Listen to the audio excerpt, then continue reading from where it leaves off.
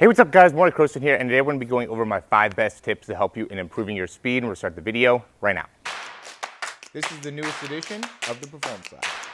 Reach your individual goals. You don't want to just talk about straight line speed. We also want to talk about your ability to be quick. We break down your video. Let's make you into the quarterback I know you can become. All right, so the main thing I really want to focus on here is going to just be being able to be as practical as possible. So the things that are going to make a big influence the fastest when it comes to your running. First thing that we're going to start off with is the arms, and being able to understand that when we're moving our arms when we're sprinting, we want to be able to get wrist action here. So when you think about your wrist, it doesn't want to be going side to side much at all, okay? You don't have to necessarily have your hands open or closed. I like to keep kind of a loose position within my hands. There's a lot of different ways you could do it, but really when we're going, you want to be pulling and you could even just practice moving your wrist kind of side to side like this, kind of forward and back, right? So I'm just taking my hand, locking it in, and just working on being able to do that. And that's really the action we want to be having in the arm as we're going through. So just understanding how to use the wrist and really making it so you're using the muscles at the top of the wrist to make it so we're getting a straight back action and not letting our wrist kind of flare off to the side. You know, that's going to be a important thing when it comes to being able to run. The second thing is going to be how we're using our ankle when we're sprinting. Okay, so what we want to be able to do is with the foot, we want to be able to get your foot to be able to come up in the air and then really be able to pull back down, right? So there's a lot of different ways that we can work on this, and the best way to me is just like straight leg runs, right? You could even kind of go bounding, right, where you're all the way out here, right? But we're really just working on being able to get the toe up and being able to strike down in the ground, and you could even just work on kind of jogging and being able to, you know, really get to that position within your ankles, right? I think, again, the best way I think is like the straight leg run, right? Just being able to work on that range of motion, especially if you have a hard time landing on like your heels and stuff like that, or further back into your foot, doing just simple things where you're working on being able to land on the balls of your feet, being nice and springy there will really make a big difference when it comes to running, okay? The third thing I would say is going to also be, I'm big on the foot, I'm big on the ankle, right? And so you got to understand that, one, it's important how you strike the ground, but also when you're striking the ground, and there's really two different types of sprinters I a lot of times see. One, people that are not great at striking the ground, okay? And then two are people that are not good at really extending off of the ground, right? So there's people that are good at being able to strike the ground but aren't good at being able to come back behind, right? They're really quick with their feet. These are usually really good accelerators but not great at top speed.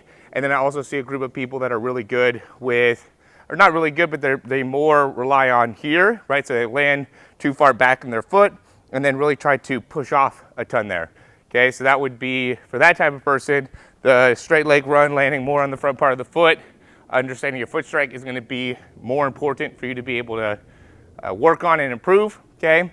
The other group of person that would be good with their acceleration but not great at being able to push off wants to be able to really understand how to get full extension here, right? And there's a lot of different things you could do to be able to work on this. This is going to be more of being able to jump, right, bound, things like that. But just understanding that as you're running, we need to get full push off in that leg to be able to get full range of motion within the running, I think is another important thing that you want to be able to understand when it comes to improving, and it's another one of your 3 out of the 5 best tips, right? So number 1, wrist; 2, foot strike; 3, toe off, right? Getting good toe off, right?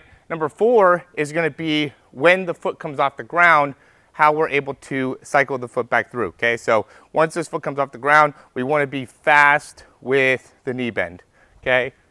And then being able to cycle through with the leg, okay? And understanding how to be able to do that and working on that, right? This is where, when you can do butt kicks, even when you're doing butt kicks, you can kind of work on being able to get the foot up and through a little bit better. The thing that you have to understand is when we look at the fastest sprinters, right, they get to this position, and one, they don't do too much of this where their foot's coming up, but they're not driving the knee through.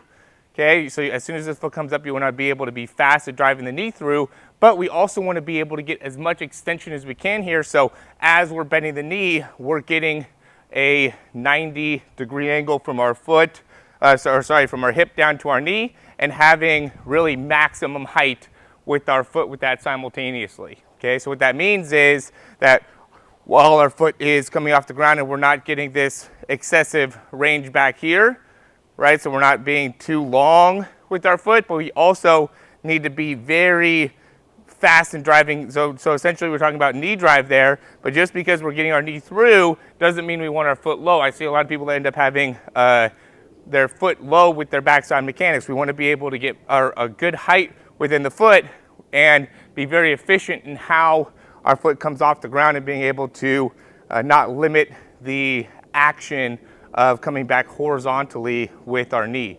Okay, and that's going to really go into like the fifth one to me, which is just going to be a horizontal knee drive, horizontal foot drive as we're coming forward. So I think too many people think about coming up with their knee up with their foot, okay, when really we want to be thinking about going out with the knee and out with the foot. Okay, so as we're coming through this cycle, think about your knee and foot going out in front of you and trying to get distance with that, right? Trying to pick up range of motion with our knee and our foot out in front of us and not getting too caught up in up, right? People will talk a lot about, you know, knees up, feet up, dorsiflex, blah, blah, blah, those types of things. Those are all kind of promoting an upward action. It wants to be more of a horizontal or outward action with the knee, with the foot when we're sprinting. Okay, those are, I think, the 5 best tips. Let me know what you guys think in the comments down below. If you want me to make another video like this, I think either way I'm going to probably do another 5 tips, but I want to hear what you guys have to say. If there's anything you guys recommend, think I should get more into within the sprinting, there's some specific questions you might have within the foot, within the knee, within any part of the body, really. I would be happy to be able to let you know. The next one I'm probably going to go more from a sagittal perspective, how that ends up being important. These ones were mostly all horizontal, so everything kind of applied to what you were looking at on the side of me here, okay? Next one, we want to be able to get a little bit more into like the sagittal view, so when I'm looking front or straight ahead, what we should be seeing within the sprinting there. So if you like the information, would like to get that video or see that video, go and like this video here, subscribe, send this video to people that you think would benefit from this information. And yeah, I mean, keep on working on your speed. I'm glad you're watching this video. The big thing that I would say when working with athletes, working with sprinters, and the people that get the best results from this type of information are the people that actually go out and apply it, right? So it's great.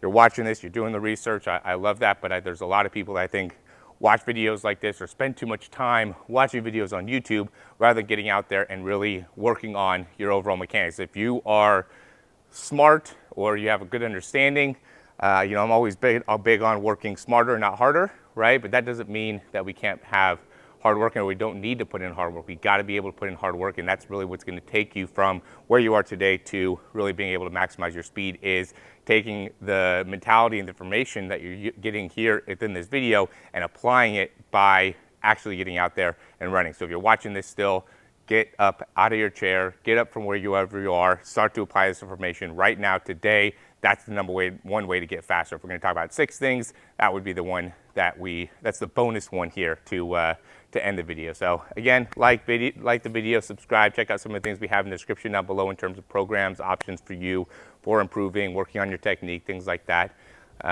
We'll talk to you soon.